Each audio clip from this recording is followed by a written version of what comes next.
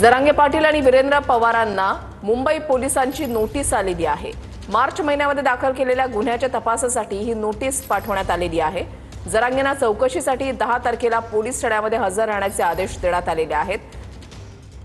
कृष्णा सोनरवाडकर आमचे प्रतिनिधी अधिक माहिती देतील। कृष्णा, वृषाली, मार्च एप्रिल महिन्याच्या सुमारास मनोज जरांगे पाटील, वीरेंद्र पवार त्याचबरोबर आणखी त्यांच्या काही सहकाऱ्यांवरती मुंबईच्या आझाद मैदान पोलीस ठाण्यामध्ये गुन्हा दाखल करण्यात आलेला होता आणि या गुन्ह्याचा तपास सध्या मुंबई पोलिसांकडून सुरू आहे आणि त्याच तपासाच्या अनुषंगानं चौकशी करण्यासाठी मनोज जरांगे पाटील त्याचबरोबर वीरेंद्र पवार आणि इतर सहकाऱ्यांना ही नोटीस बजावण्यात आलेली आहे आणि चौकशीकामी 10 तारखेला आझाद मैदान पोलीस ठाण्यामध्ये हजर राहण्याच्या सूचना ज्या त्या नोटीसमधून देण्यात आलेल्या आहेत। लवकरच या गुन्ह्याच्या तपासानंतर आरोपपत्र दाखल करण्यात येणार आणि त्यासाठी मनोज जरांगे पाटील आणि इतरांची चौकशी करून त्या संदर्भातले त्यांचे स्टेटमेंट जे आहेत ते सुद्धा आझाद मैदान पोलिसांकडून रेकॉर्ड केले जाणार आहेत। मात्र मनोज जरांगे पाटील आणि त्यांचे सहकारी या नोटीसचं अनुसरून पोलीस ठाण्यात हजर राहतात का हे पाहणं महत्त्वाचं असणार आहे। सध्या 6 जणांना मुंबईच्या आझाद मैदान पोलिसांकडून ही नोटीस दिल्याचं कळतंय, त्यामुळे या नोटीसचं उत्तर म्हणून कोण कोण पोलीस ठाण्यात हजर राहतं हे पाहणं महत्त्वाचं असणार आहे। विशाली, नक्कीच धन्यवाद कृष्णा दिलेल्या सविस्तर माहितीसाठी।